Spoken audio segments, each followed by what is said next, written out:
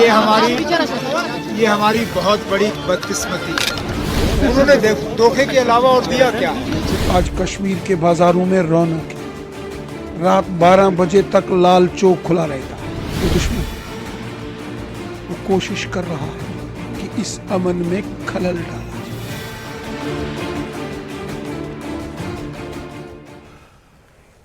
नमस्कार, बहुत स्वागत है। मैं हूं आपके साथ अबू हुरैरा और आप देख रहे हैं JKLH prime time. Jammu Kashmir के फॉर्मर सीएम उमर अब्दुल्ला ने एक बार फिर निशाना साधा है मौजूदा सरकार पर, जम्मू कश्मीर के मौजूदा हालात पर। और उमर अब्दुल्ला ने सीधे सीधे कहा है कि 370 खत्म होने के बाद, 370 हटने के बाद जम्मू कश्मीर के हालात नहीं बदले हैं। जिस तरह से इंतजामिया, जिस तरह से सरकार कह रही है कि जम्मू कश्मीर में हालात पटरी पर लौट आए हैं, जम्मू कश्मीर में पीस है, उमर अब्दुल्ला कह रहे हैं कि आखिर अगर यहां पर शांति और पीस है तो कहां है वो चीज? जमीन पर भी दिखनी चाहिए। और उमर अब्दुल्ला ने इसे लेकर सरकार पर भी निशाना साधा है। उन्होंने कहा है कि आए दिन यहां पर इनकाउंटर्स हो रहे हैं, यहां के हालात बेहतर नहीं है। जबकि दूसरी तरफ बीजेपी ने जम्मू कश्मीर के हालात को लेकर और जम्मू कश्मीर के हालात पर उमर अब्दुल्ला का जो बयान है उन पर निशाना साधा है। उन्होंने कहा है कि उमर अब्दुल्ला अपनी आंखें खोलें और देखें कि पहले से अब हालात कितने ज्यादा सुधर चुके हैं। तो आज इसी को हम JKLH प्राइम टाइम में समझने की कोशिश करेंगे कि जम्मू कश्मीर के वाकई हालात कैसे हैं। क्या 370 से पहले जो हालात थे वही हालात अब भी हैं, या 370 के बाद हालात बदले हैं? इसी को हम समझने की कोशिश करेंगे JKLH प्राइम टाइम में। ये हमारी बहुत बड़ी बदकिस्मती है। उन्होंने धोखे के अलावा और दिया क्या? आज कश्मीर के बाजारों में रौनक है। रात 12 बजे तक लाल चौक खुला रहेगा। ये दुश्मन वो कोशिश कर रहा है कि इस अमन में खलल डाला जाए।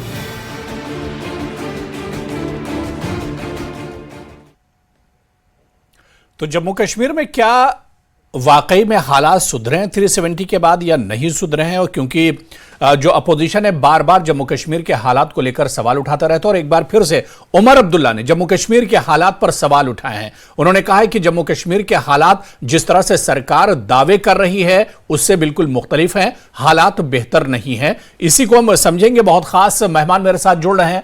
बहुत जल्दी अपने मेहमानों का आपसे इंट्रोडक्शन करा देता हूं। मेरे साथ टीवी स्क्रीन पर बहुत खास मेहमान रिटायर्ड जस्टिस हसनैन मसूदी साहब, जो कि मेंबर पार्लियामेंट हैं, नेशनल कॉन्फ्रेंस से, वो हमारे साथ जुड़े हुए हैं। मेरे साथ वरिंदर सिंह सोनू साहब जुड़े हुए हैं, जो कि स्पोक्स पर्सन हैं PDP के, वो भी इस चर्चा में हमारे साथ हैं। और रविंदर शर्मा साहब सीनियर वाइस प्रेसिडेंट हैं जम्मू कश्मीर कांग्रेस के, वो भी इस चर्चा में मेरे साथ जुड़े हुए हैं। कुछ देर में हमारे साथ बीजेपी के लीडर भी इस चर्चा में हमारे साथ जुड़ेंगे। सभी मेहमानों का बहुत इस्तकबाल है, बहुत स्वागत है JKLH प्राइम टाइम में। मैं हसनैन मसूदी साहब आपसे ही शुरुआत करना चाहूंगा।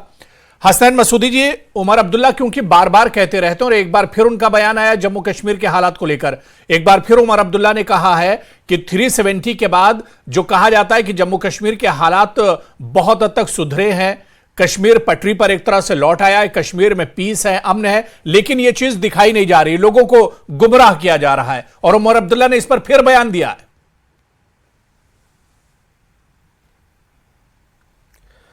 देखिए अबू हुरैरा साहब, जब 5 अगस्त 2019 को जम्मू कश्मीर के 1.5 करोड़ आवाम को उनके हुकूक छीने गए, ज़मीन के हवाले से, ऑटोनॉमी के हवाले से, नौकरियों के हवाले से, तो उसको मार्केट करने के लिए मिस्टर्स का सहारा लिया गया। कभी कहा गया कि जम्मू कश्मीर तरक्की की दौड़ में बहुत पीछे था, कहीं कहा गया स्टोन एज में था, कहा कि वहाँ पर कोई कानून नहीं है, कहा इदारे नहीं है, जबकि जो वाक़ात थे उनसे उनकी तकज़ीब होती थी। क्योंकि हमारा जो जम्मू कश्मीर था वो ह्यूमन डेवलपमेंट इंडेक्स में सबसे आगे था, मुल्क के पर कैपिटा इनकम में आगे था, इंस्टीट्यूशंस में आगे था, चाइल्ड राइट्स और ह्यूमन एम्पावरमेंट के हवाले से आगे था। बहरहाल एक और विस्तृत था कि जो यहाँ की जो अंदरूनी खुदमुख्तारी है 370 पंथी से, यही बुनियाद है यहाँ पर जो तशद्दुद है उसकी, इसी से पनप रही है। और ये 4 साल के जो वाक़ात है उससे उस मिसरूत की भी तकजीब हो गई। अब उमर साहब ने आज हवाला दिया, अभी हाल में ही कुलगाम में एक वाक़ा हुआ जिसमें 5 हलाकतें हुई। तो कहा गया कि ये 5 के 5 जो पुलिस का ये बयान है कि ये 5 के 5 इन्होंने मिलिटेंसी ज्वाइन की थी 2020 के बाद। तो उमर साहब ने सवाल किया कि 2019 में 5 अगस्त को आपने हुकूक सलब के 370 आपने एब्रोगेट किया, उसका खात्मा किया और आपके कहने के मुताबिक यही वजह थी, यहाँ की मिलिटेंसी थी। तो ये जो आपका अपना बयान है ये सिर्फ एक वाक़ा है, लेकिन अगर आप देखेंगे 2019 के बाद जो भी हलाकतें हुई, जिनकी जो भी कहा गया कि ये मिलिटेंट्स थे और उनके बारे में जो कहा गया था कब रैंक्स में चले गए थे, वो सब पोस्ट 2019 है। तो जाहिर सी बात है उन्होंने एक वही कहा कि इससे जो आपके जो बयानिए हैं उससे आपके तकजीब होती है, आपका जो ये दावा था कि नहीं जी 370 जो है दफा 370 है या अंदरूनी खतवक्त या यहाँ का तशख़्ख़ुस है। अब देखिए जब नॉर्थ ईस्ट की बात हम करेंगे वहां पर तशद्दुद के खात्मे के लिए और ज्यादा स्ट्रेंथ किया जाता है ऑटोनॉमी को, इनर लाइन परमिट दिया जा रहा है। मणिपुर में उपहार के तौर पर होम मिनिस्टर ने कहा मैं प्रधानमंत्री की तरफ से आपको इनर लाइन परमिट ला के आऊंगा, जिसमें आपको वहां जाने की इजाजत नहीं है और उस परमिट जो दारिश है दिन उनसे ज्यादा रहने की इजाजत नहीं। जबकि जम्मू कश्मीर में उसका उलट किया गया।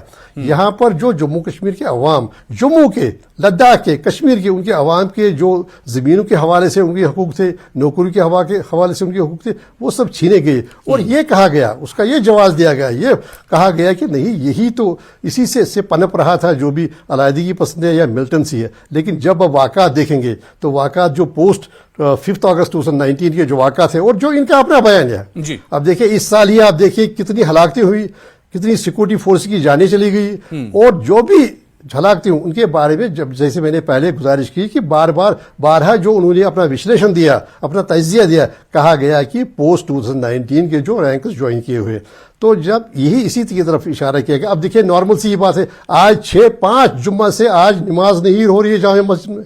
सितंबर में कहा गया कि मीरवाइज की नजरबंदी खत्म हो गई और उसके बाद मीरवाइज को कभी आने नहीं गया जुम्मा की नमाज अदा करने के लिए जामे मस्जिद। ये तो एक मामला है।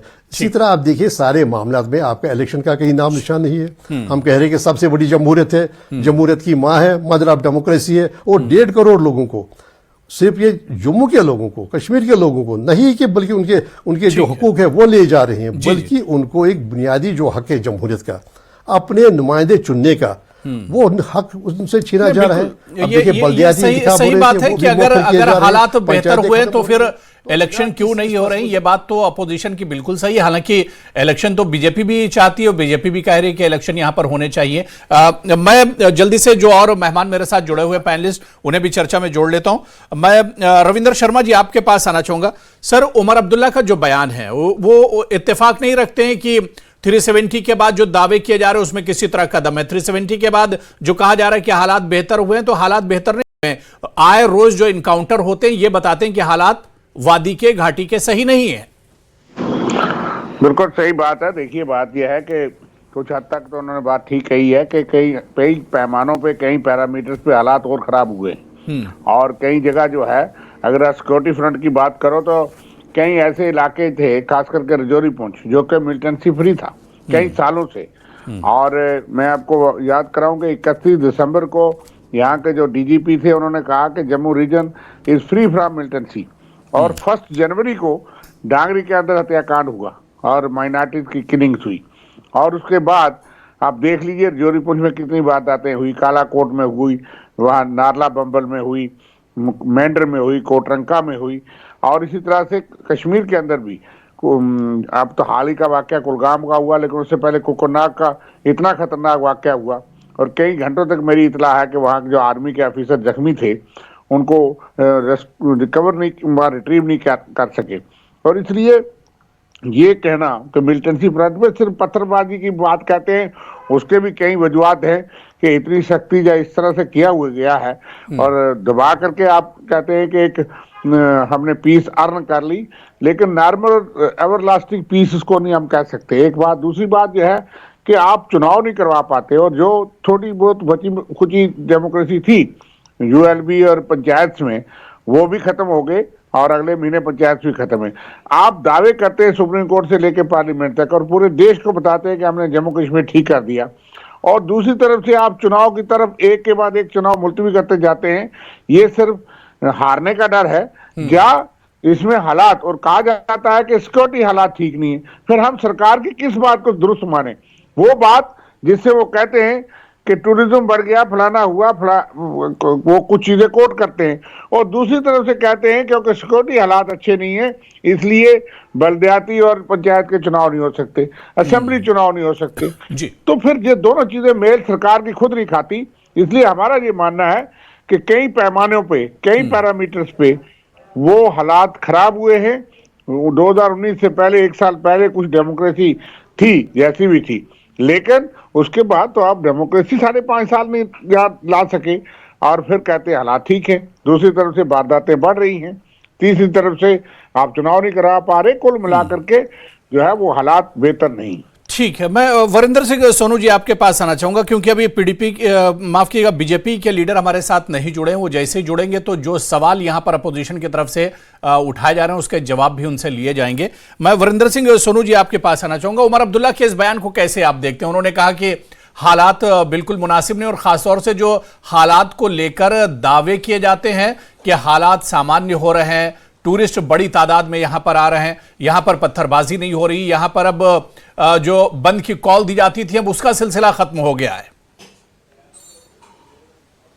देखिए, ऐसे अबू हुरैरा साहब की जिस इशू पर आज हम बात कर रहे हैं कि 5 अगस्त 2019 को आपको याद होगा, on the floor of the parliament honourable home minister साहब ने कहा था कि 370 जम्मू कश्मीर के डेवलपमेंट में सबसे बड़ी बाधा है और मिलिटेंसी को खत्म करने में सबसे बड़ी बाधा है। तो तब कुछ लोगों ने समझा कि शायद हो सकता है ये ठीक हो, लेकिन उसके बाद के हालात आपके सामने हैं, मेरे सामने हैं, जम्मू कश्मीर के पूरे देश के लोगों के सामने। आप कहते हैं जी पत्थरबाजी बंद होगी तो टारगेट किलिंग शुरू होगी। सरकार कहती है हमने पत्थरबाजी बंद कर दिया, तो राहुल भट्ट, प्रिंसिपल सतिंदर कौर, हमारे वो भाई इंस्पेक्टर साहब, ये पिछले महीने हुमायूं भट्ट जी। अब मैं इनसे पूछना चाहता हूं कि अगर हालात ठीक हैं तो ये टारगेट किलिंग क्यों है? हालात इनके ठीक नहीं है। अगर 370 की वजह से मिलिटेंसी थी तो भाई 370 को खत्म किए 4 साल हो गए, तो हमें बताए सरकार कि ये मिलिटेंसी खत्म क्यों नहीं हो पा रही। दूसरी बात, ये जो सरकार का दोहरा मापदंड है, भारतीय जनता पार्टी का दोहरा मापदंड है कि सुप्रीम कोर्ट में जो एफिडेविट देते हैं कि 370 तोड़ने के बाद हालात बिल्कुल ठीक हो गए, आपके सामने दिया बिल्कुल। तो 1 महीने के बाद जो अर्बन लोकल बॉडी की इलेक्शन है उसको इसलिए डेफर करते हैं कि हालात ठीक नहीं है। तो मैं तो बीजेपी के लिए ये बात है कहता हूं, बदला जो रंग जनाब ने, तो हैरत हुई मुझे जी, हैरत हुई मुझे, गिरगिट को मात देगी फितरत जनाब की। भाई भारतीय जनता पार्टी की फितरत तो गिरगिट को मात देगी है। अब मुझे बताइए हम किसके ऊपर यकीन करें, इनकी किस बात को माने? कोर्ट में ये तो है वरिंदर जी, ये तो है कि बीजेपी की फितरत पीडीपी से अच्छी कोई नहीं समझ सकता है। पीडीपी बीजेपी को सबसे अच्छे पीडीपी ही समझ सकती है, ये तो है। मैं क्योंकि मेरे साथ आप लोग जो सवाल कर रहे हैं उनके जवाब मैं ले लेता हूं, और मेरे साथ बीजेपी के लीडर विक्रम सिंह रंधावा जी जो कि सीनियर लीडर हैं और एक्स एमएलसी हैं बीजेपी के, वो भी हमारे साथ जुड़े हुए हैं। विक्रम सिंह रंधावा जी, आपका बहुत स्वागत है जेकेएलएच प्राइम टाइम में। रंधावा जी, थोड़ी सी आपको शायद जुड़ने में देरी हुई है, लेकिन मेरे साथ जो मेहमान जुड़े हुए हैं उनमें रिटायर्ड जस्टिस हसनैन मसूदी जी भी हैं, वरिंदर सिंह सोनू जी को आप सुन रहे थे, और रविंदर शर्मा जी भाई हमारे साथ जुड़े हुए हैं। और सभी का यह कहना है, क्योंकि उमर अब्दुल्ला ने सवाल उठाए कि 370 के बाद जो हालात सामान्य होने के दावे किए जा रहे हैं उसमें कोई दम नहीं है, लोगों को गुमराह किया जा रहा है। उमर अब्दुल्ला ने कहा कि लोगों को गुमराह कर रही है बीजेपी। जी देखिए, मुझे लगता है कि उमर अब्दुल्ला और खास करके मैं कहूंगा मैडम महबूबा मुफ्ती, क्योंकि दोनों की बुनियाद जम्मू में तो पहले ही से हिल चुकी थी, अब कश्मीर में भी लगभग खत्म हो रही है, और किसी ना किसी तरीके से सुर्खियों में रहने के लिए हर 3-4 दिन के बाद ऐसा बेबुनियाद सा बयान दे देना। पिछले दिनों उमर अब्दुल्ला जो है दूसरे कश्मीरी लीडरों को, किसी को कंस्पायरेटर, किसी को प्लानर, किसी को केंद्र सरकार का एजेंट के तौर पे कह रहे थे, और अपना वजूद इनका कहीं का बचा नहीं है। एक प्राइवेट लिमिटेड, दोनों ही तकरीबन प्राइवेट लिमिटेड कंपनीज के सीईओज की तरह काम कर रहे हैं। ये कोई पॉलिटिकल पार्टी थोड़ी चला रहे हैं, इनके घर से शुरू होती है, घर में पॉलिटिकल पार्टी खत्म हो जाती है, ड्राइंग रूम से लेके बेडरूम तक इन्हीं के प्रधान एक ही फैमिली से आते हैं। लेकिन जो बात आज आपने कही है कि उमर अब्दुल्ला ने कही है कि धारा 370 के बाद कश्मीर में हालात जो है वो ठीक नहीं हुए हैं, तो मुझे लगता है कि इनकी क्योंकि दुकानदारी बंद हो चुकी है, क्योंकि ये चाहते थे कि पत्थरबाज जो है अपनी हरकतों से बाज ना आए, फौज की गोलियों का वो टारगेट बनते रहे, फौज उनके पत्थरों का शिकार होती रहे और इनकी दुकानदारी चलती रहे। आज उन चीजों को अंकुश लग चुका है। इन्हीं लोगों ने कश्मीर के अंदर तिरंगामयी वातावरण को कभी खड़ा नहीं होने दिया। आज पूरा कश्मीर तिरंगा से रंगमंग हो चुका है। आज पूरा कश्मीर खुशगवार है, डेवलपमेंट अपने पूरी चरम सीमा पे है। लेकिन ये यकीनन है आज कश्मीर का अवाम जो है ये बिल्कुल इनसे तंग आ चुका था और उसको एहसास हो गया है कि अब हमने किसके साथ चलना है। वो कलम के साथ चलना चाहते हैं कि इन लोगों के साथ चलना चाहते हैं। आने वाले दिनों में आप देखिएगा जब भी डेमोक्रेटिक सेटअप यहाँ मजबूत होने लगेगा, अभी पार्लियामेंट इलेक्शन की तैयारी है, दूध का दूध पानी का पानी हो जाएगा। ये कितना भी इकट्ठा चुनाव लड़के देख ले, कश्मीर की आवाम जो है अब इनकी बातों में नहीं आएगी। चलिए ठीक है, मैं क्योंकि आपने एक साथ पूरे अपोजिशन पर हमला बोला है तो मैं एक एक करके जवाब ले लेता हूं। मैं justice retired justice Hasnain Masoodi जी, जो बात यहां पर रंधावा जी कह रहे हैं कि दरअसल कोई मुद्दा जब नहीं मिलता है तो इस तरह की बयानबाजी होती है। देखिए, जैसे उमर साहब ने आज कहा कुलगाम में मौजूद थे और कुलगाम के हाल ही के वाकये के बारे में उन्होंने कहा, जिसे मैंने कहा कि 5 हलाकतें हुई और 5 के बारे में कहा गया कि पोस्ट 2019 2020 के बाद इन्होंने मिलिट्री रैंक से पुलिस का बयान है। देखिए, ये बार बार कहते हैं कि पत्थरबाजी बंद होगी। अरे भाई, आपने एक नई स्पीशी बनाई जिसको आपने ही इसका नाम दिया हाइब्रिड मिलिटेंट का। उसका मतलब है वो अपना कामकाज कर रहा है, अपनी दुकान पर, अपने स्टॉल पर, अपनी नौकरी पर बैठा है, लेकिन मिलिटेंट है। ये नई स्पीच तो आपकी बनाई हुई ना, आपने इसको इनाम दिया। दूसरी बात यह है कि आप गवर्नेंस डिफिसिट की बात कीजिए। पहले यह है कि आईन ने कल्पना की है, आईन का ये तकाजा है कि बीजेपी बार-बार देखिए लोकशाही हो। बीजेपी बार-बार कह रही कि हालात बेहतर हुए हैं, यहां पर अब पत्थरबाजी नहीं हो रही है। सबसे बीजेपी बार-बार यही कहती है कि यहां पर पत्थरबाजी नहीं हो रही है, यहां पर बंद की कॉल नहीं दी जा रही है और इसी को पैमाना बनाकर बोल रही कि हालात बेहतर हुए हैं। देखिए आप किस चीज को इंडिकेटर बनाएंगे नॉर्मल सी, जो आप नॉर्मल सी नैरेटिव बिल्डअप करना चाहते हैं वो आप कुछ कल्चरल इवेंट्स हर हफ्ते हर महीने करके उसको नॉर्मल सी का मुतबादिल बनाते हैं। नॉर्मल सी इंडिकेटर ये होगा कि अगर लोगों को ये मौका दिया जाएगा कि वो अपने नुमाइंदे चुने, किसको वोट दें वो उनकी मर्जी है, किसको बनाए, लेकिन एक नुमाइंदा हुकूमत हो। देखिए, आईन का तकाजा है कि एक नुमाइंदा हुकूमत हो हर सतह पर, लेकिन जब आपने लोकशाही को तब्दील किया अफसरशाही से, और अफसरशाही रंधावा जी देखिए, अपोजिशन का सिर्फ एक ही इल्जाम है कि अगर हालात बेहतर हुए तो चुनाव क्यों नहीं हो रहा है, और यही बात उमर अब्दुल्ला भी बार बार कहते हैं, महबूबा मुफ्ती भी यही बात कहती है, कांग्रेस की तरफ से भी यही सवाल उठाया जाता है कि हालात बेहतर हैं तो फिर इलेक्शन क्यों नहीं हो रहे हैं। बिल्कुल, हम तो इस वक्त के लिए एज ए राजनीतिक पार्टी के नाते तो हम कह रहे हैं कि चुनाव होने चाहिए, बात करनी, लेकिन कुछ बातें हैं जो इलेक्शन कमीशन की बात देखिए। आज कश्मीर में भारतीय जनता पार्टी ने कभी वो नहीं किया कि चुनाव नहीं होने चाहिए। के मसाइल है, जो हमारे डिसेबल्ड हैं उनके पेंशन के मसाइल है, ओल्ड एज मसाइल है, तो बाकी जो access to grievance redressal mechanism है वो नहीं है। अफसरों को दिन भर लगाया जा रहा है इन दिवस। विक्रम सिंह रंधावा जी जवाब दे रहे हैं करने के लिए भारतीय जनता पार्टी वचनबद्ध है। हमने कभी भी नहीं चाहा कि चुनाव समय पर नहीं हो। बीडीसी के चुनाव करवाए तो भारतीय जनता पार्टी ने करवाए, डीडीसी के चुनाव करवाए तो भारतीय जनता पार्टी ने करवाए। अगर 2018 में कॉर्पोरेशन के चुनाव हमने करवाए तो वो अभी ने करवाए ना। इनके हालातों में तो 20-20 साल 15-15 साल का गैप पड़ता था। अभी क्योंकि वार्डों के अंदर भी डीलिमिटेशन के प्रोसेस को एलजी एडमिनिस्ट्रेशन ने ओन किया है कि वार्डों की हदबंदी होनी भी जरूरी है, और एक कैटेगराइज है जम्मू के अंदर खास करके ओबीसी कैटेगरी है, वो उसको आज तक उनका शेयर नहीं मिला है, और अब शायद वार्डों के अंदर उनका भी एक, जैसे एससी कम्युनिटी के लिए वार्ड रिजर्व किए जाते हैं वैसे ही ओबीसी के लिए भी किए जाएंगे। जैसे ही एक्सरसाइज कंप्लीट होगी तो मुझे लगता है कि कॉर्पोरेशन लोकल बॉडीज के चुनाव जो है पहले हो जाएंगे, और उसके बाद जब इलेक्शन कमीशन ऑफ इंडिया ठीक समझेगा वो विधानसभा के चुनाव करवाएगा। चलिए, मैं वरिंदर सिंह सोनू जी, जिस तरह से रंधावा जी कह रहे हैं कि इलेक्शन कमीशन जब चाहेगा तब चुनाव एक तरह से कराएगा और चुनाव होने चाहिए, बीजेपी चुनाव चाह रही है, हालात बेहतर हैं तो चुनाव भी होंगे। देखिए, ऐसे अबू हुरैरा साहब, अगर बीजेपी चुनाव चाह रही है तो उनको रोक कौन रहा है? इलेक्शन कमीशन ने कहा कि सरकार हमें हरी झंडी दे, तो हम डेट आज अनाउंस कर देते हैं। वो जो देना नहीं चाहते, इनको पता है इनकी जमीन किसकी की है। मेरे भाई हैं, इन्होंने रंधावा साहब, इन्होंने 2-3 बातें की कि हमने डेवलपमेंट कराई है। वाकया इसमें कोई शक नहीं कि डेवलपमेंट हुई है, लेकिन वो भारतीय जनता पार्टी की हुई है। भारतीय जनता पार्टी के बड़े नेता का मकान नगरोटा में अम्युनिशन डिपो के पास बन चुका है, 3 मंजिला। और जब आर्मी ने रोका तो उसके ऊपर FIR दर्ज करवाई गई है। ये डेवलपमेंट है। हर एक डिस्ट्रिक्ट हेडक्वार्टर पे बीजेपी का आली शानदार दफ्तर बन रहा है। ये कोई कम डेवलपमेंट है? मैं तो इनके लिए एक बात कहता हूं रंधावा साहब, शिकवा नहीं तेरी बेवफाई का हरगिज, गिला तो तब हो अगर तूने किसी के साथ निभाई हो। भाई मैं पूछना चाहता हूं, भारतीय जनता पार्टी ने निभाई किसके साथ? देखिए दर्द सड़कों पर, सड़कों पर, रंधावा जी पीडीपी का दर्द आप समझ सकते हैं वरिंदर जी का, कि किसी के साथ आप लोगों ने निभाया नहीं है। मैं जम्मू के 20-22 साल नहीं निभाया, मैं उस दर्द की बात नहीं, मैं अभी भी बात कर रहा हूं। अब मैं कहता हूं, आगे सुनिए। इन्होंने कहा कि हमने ट्रांसपेरेंसी लाई।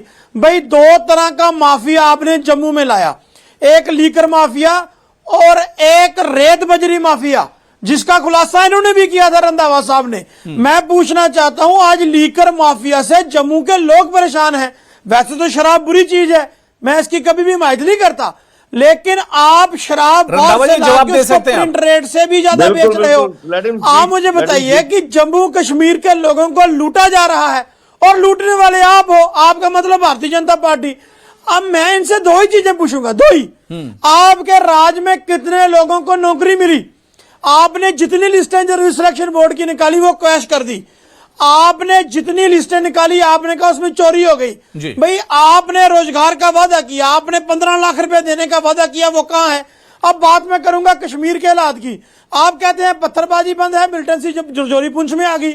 आप कहते हैं मिलिटेंसी खत्म होगी, तो रंधावा जी जवाब तो देना पड़ेगा। आप कहते हैं अब आप जवाब दीजिए रंधावा जी। इनको बोल लेने दीजिए पहले। आप कौन सा नहीं, ये तो अपोजिशन है, ये तो बोलते ही रहेंगे। इसमें इनकी सेटिस्फेक्शन के लिए मैं इतना जरूर कहूंगा, एलजी एडमिनिस्ट्रेशन है, यहाँ पे भारतीय जनता पार्टी की एडमिनिस्ट्रेशन नहीं है। पहली बात ये रही। और दूसरी बात ये है कि केंद्र सरकार ने 9.5 वर्षों में क्या किया है, ये 2024 में मैं वरिंदर जी को बता दूंगा कि 2024 में ये आंकड़ा कहाँ जाता है। ये काम करने के बलबूते पे ही 14 से 19 में पहुंचे थे, और आज दुनिया के अंदर डंका बच चुका है। अगर G20 आज G20 कश्मीर में हुआ है ना, ये पीडीपी और नेशनल कॉन्फ्रेंस के लोगों के मुंह पे बहुत बड़ी चपेट है कि हमने हालात ठीक किए तो पूरी दुनिया को हमने कश्मीर के अंदर लाया। आज G20 जो है देश के अंदर हुआ है, आपको गुलमर्ग कैंसिल करके श्रीनगर सिटी में लाना पड़ा। G20 ये वरिंदर जी भूल गए हैं, इनकी मैडम ने कहा था कि कश्मीर के हालात अगर कोई सुधार सकता है वो एक ही व्यक्ति है, वो नरेंद्र मोदी है। भले ही वो उस वक्त मुख्यमंत्री थी और एक पावर का जरूर था उस वक्त, तो उन्होंने कहा और नरेंद्र मोदी जी ने उनके बातों को बिल्कुल एक्सेप्ट किया और कश्मीर के हालातों को सुधार के दिखाया। वरिंदर जी आप बोल सकते हैं जी। कहा था कि कश्मीर के हालात अगर कोई सुधार सकता है। देखिए ऐसे है, पहले बोल रहे रंधावा साहब मेरे भाई हैं, मैं जवाब देना चाहता हूँ। इन्होंने कहा कि हमने कहा था भी वो सत्ता में थे। भाई उसी सत्ता ने रंधावा साहब आपको भी MLC बनाया, लेकिन मैं आपका रिकॉर्ड बहुत करता हूँ। क्यों? क्योंकि आप सच बोलने वाले नेता हो। आपने कहा था कि रेत बजरी की चोरी हुई है। आपने खुद कहा कि आपने नहीं, हमारी पार्टी के वोट भी थे, हमारी पार्टी के MLA ने आपको वोट किए थे। हम ये कह रहे थे, तो अगर आज रेत बजरी की चोरी है वो कौन कर रहा है? आप चैनल पे बताइए वो कौन कर रहा है? आज कौन आदमी इन्वॉल्व है इस रेत बजरी की चोरी में? आपकी देन है लीकर माफिया, आपकी देन है रेत बजरी माफिया। वो कहां से लोग टारगेट करो, किसको करें? माइनिंग के खिलाफ, एक्साइज के भाई एलजी साहब आप ही ने लाया ना, हमने तो नहीं लाया किसी को। हम तो कह रहे हैं केंद्र सरकार ने लाया, मैं तो कह रहा हूं सरकार ने लाया, सरकार एलजी की, एलजी आपने लाया। हम समझते हैं आपका दर्द भी रंधावा साहब, ऐसी बात नहीं। चलिए ठीक है, मैं रविंदर शर्मा जी बहुत देर से वेट कर रहे हैं। मैं रविंदर शर्मा जी आपके पास आ रहा हूं। ठीक है, बात हो गई। सोनू जी मैंने देखिए टाइम दे दिया, रंधावा जी को भी मैंने काफी टाइम दे दिया। मैंने कहा भाई जो गिला शिकवा आप लोगों का है आपस में समझ लीजिए। मैं रविंदर शर्मा जी आपके पास आऊंगा। रविंदर शर्मा जी सर पूरी ईमानदारी से बताइए, आप बहुत सीनियर, क्योंकि आप जर्नलिस्ट भी रह चुके हैं, आपका जर्नलिस्ट से भी, आप जर्नलिज्म से भी जुड़े रहे हैं, और उसके बाद एक बहुत माने हुए आप सियासतदान भी हैं और काफी सीनियर हैं। जम्मू कश्मीर की जो सही जो तस्वीर है सर, इसे किस तरह से देखा जाए? क्योंकि अपोजिशन बार बार यही कहता है कि 370 के बाद जिस तरह के दावे किए जा रहे हैं उन दावों में कोई दम नहीं है, क्योंकि अभी भी एक तरह से मिलिटेंसी है, अभी भी इनकाउंटर हो रहे हैं, अभी भी लोग परेशान हैं। उमर अब्दुल्ला ने कहा कि बेरोजगारी अभी है, लोग परेशान हैं। उन्होंने तो और भी कई चीजों का एक तरह से गिनाया है, लंबी चौड़ी एक पूरी लिस्ट है जो उमर अब्दुल्ला ने इल्जाम लगाए हैं कि 370 के बाद कुछ नहीं हुआ है, सिर्फ एक तरह से धोखा दिया जा रहा है। लेकिन क्या जमीन पर बदलाव नहीं दिख रहा है रविंदर शर्मा जी? क्योंकि बीजेपी हमेशा ये कहती है कि अब पत्थरबाजी नहीं हो रही है, अब स्कूल कॉलेज बंद नहीं होते हैं, अब जो बंद के कैलेंडर होते थे उनका एक तरह से खात्मा हो गया है, टूरिस्ट यहां पर आ रहे हैं, तो एक बदलाव दिख रहा है। तो मैं इसे समझना चाह रहा हूं। देखिए, बात यह है कि आप दो साहब सहयोगियों की बात सुन रहे थे। एक पिक्चर तो सोनू जी ने दिखाई और रंधावा जी भी उसको को ज्यादा काउंटर नहीं कर सके। वो कहते हैं एलजी एडमिनिस्ट्रेशन अब एक आपके भी सहयोगी है, अब पीडीपी आपकी भी सहयोगी इंडिया ब्लॉक से। जी, पीडीपी हमारी भी सहयोगी नेशनल कॉन्फ्रेंस रही, हम इंडिया ब्लॉक में भी हैं। लेकिन बात यह है कि इस वक्त जो हालात हैं, एक नक्शा उन्होंने दिखाया और वो सही है कि लूटा जा रहा है। और ब्यूरोक्रेसी जो है, देखिए कितनी अच्छी गवर्नेंस क्यों ना हो ब्यूरोक्रेसी की, वो डेमोक्रेटिक गवर्नमेंट से बेहतर हो नहीं सकती। और इस वक्त जो हालात हैं, एरोगेंस ऑफ पावर है। मैं बेबाकी से कहूंगा कि जितनी एरोगेंस ब्यूरोक्रेसी में इस वक्त देखा जा रहा है, ये कभी पहले भी गवर्नर रूल रहे। लेकिन उस रंधावा जी भी झूठ नहीं बोलेंगे, ये भी एक सियासतदान है, सच बोलने की बात आपने कही है। मैं ये बात कहूंगा, इसके सहमत है आपसे रंधावा जी? आपसे सहमत है जी? रंधावा साहब भी लेकिन एक बात मैं कहना चाहूंगा कि आप दावा करते हैं, चलो मान भी लिया जाए कि पत्थरबाजी बंद हुई, कुछ हालात बेहतर हुए, कुछ खराब भी हुए, मिलिटेंसी फ्रंट की रिवाइवल मैंने कह दिया। लेकिन सबसे बड़ी बात है कि लोगों को राहत देने की बात है। मान लीजिए 370 की बात सुप्रीम कोर्ट है, आपने स्टेट का वादा किया था वो आप दे नहीं सके क्योंकि हालात आपको ठीक नहीं लगते। आप कोई ऐसा दौर नहीं रहा कि जिसमें सरकार कहेगी हालात अच्छे हो गए मिलिटेंसी फ्रंट पे और हम चुनाव नहीं कराएंगे। जब चुनाव की बात आती है, इसलिए दो बातें मेल नहीं खा सकती। बीजेपी या गवर्नमेंट के दावे जितने मर्जी हों, वो अपने ही जो उनके एक्शंस हैं उससे वो काउंटर कर लेते हैं अपने आप को। तो ये पहला मौका है। 90 से 96 के बीच में हालात बहुत खराब थे, खुल्लम खुल्ला प्रक्षिवार था, लेकिन एक पहल हुई 96 में। रंधावा जी जल्दी से जवाब दीजिए, फिर वाइंड अप करूंगा। आज बहुत बुरा हाल है। लोग अपोजिशन चाह रहा है कि चुनाव कराए जाए, अगर हालात बेहतर है तो फिर चुनाव क्यों नहीं हो रहे हैं? चुनाव होने चाहिए। हर बार डिस्कशन में इस बात को सपोर्ट किया है। As a political front Bharatiya Janata party ने हमेशा कहा है कि जो भी चुनाव जब समय पे उसका ड्यू होता है वो होना चाहिए। अब वही बात आती है, कुछ इलेक्शन कमीशन ऑफ इंडिया का प्रेरोगेटिव है, कुछ स्टेट इलेक्शन कमीशन का प्रेरोगेटिव है। अब जब ये इशू को सेट आउट करेंगे तो भारतीय जनता पार्टी सरकार तो रंधावा जी आपकी लड़ने के लिए तैयार है। सरकार है ना, किसी और पार्टी की सरकार हो। और दिल्ली में भी हम अपनी लीडरशिप को समय दर समय अवगत कराते हैं कि चुनाव होना चाहिए, है ना। कथनी और करनी में अंतर नजर आता है। ये हम भी जानते हैं और ये भी जानते हैं कि भाई सिक्योरिटी सिचुएशन में सेंट्रल गवर्नमेंट जब हरी झंडी देगा, यूटी एडमिनिस्ट्रेशन देगा, इलेक्शन कमीशन को कोई एतराज नहीं। इलेक्शन कमीशन को जम्मू कश्मीर के लोगों के साथ क्या दुश्मनी है कि साढ़े 5 साल से आप चुनाव की तरफ चल नहीं रहे। सो कोई रिच तो है ना, कोई क्लियरेंस, कोई ग्रीन सिग्नल नहीं मिल रहा। जब गवर्नमेंट कहेगी वी आर प्रिपेयर्ड, तो इलेक्शन कमीशन को क्या परेशानी है, वो रिव्यू करेंगे और वो शेड्यूल निकालेंगे। इसलिए यहाँ मसूदी साहब बैठे हैं, चुनाव का सिग्नल भी होने वाला है। नहीं, बिल्कुल बिल्कुल। देखिए जब अपोजिशन हालात को लेकर सवाल उठा रहा है, एक तरफ बीजेपी या सरकार कह रही है कि हालात बेहतर हैं, तो अपोजिशन का सिर्फ यही सवाल है कि अगर हालात बेहतर हैं तो फिर चुनाव कराए जाएं, चुनाव जो पॉलिटिकल सिस्टम है वो एक बार फिर से रिव्यू हो और जो पॉलिटिकल सिस्टम है वो एक बार फिर से एक तरह से चालू हो सके, जम्मू कश्मीर के आवाम को एक तरह से राहत मिल सके। और अगर अपोजिशन इस पर सवाल उठाता है तो मौजूदा जो एडमिनिस्ट्रेशन है, जो इंतजामिया है, उसे एक तरह से कॉन्फिडेंस में अपोजिशन को लेना होगा कि हालात जम्मू कश्मीर के किस तरह से बेहतर हुए हैं, और जब हालात बेहतर हुए हैं तो फिर आने वाले दिनों में इस पर चुनाव भी होंगे। ये चीज भी एक तरह से बतानी चाहिए। बहुत अच्छी बातचीत हुई, मेरे पास समय की कमी है। बहुत बहुत शुक्रिया हमारे साथ जुड़ने के लिए रविंदर शर्मा जी, विक्रम सिंह रंधावा जी, वरिंदर सिंह सोनू जी और रिटायर्ड जस्टिस हसनैन मसूदी साहब, सभी का बहुत बहुत शुक्रिया चर्चा में जुड़ने के लिए। तो चलिए जेकेएलएच प्राइम टाइम में आज फिलहाल इतना ही। कल फिर किसी बड़े इशू के साथ हाजिर होंगे। नमस्कार।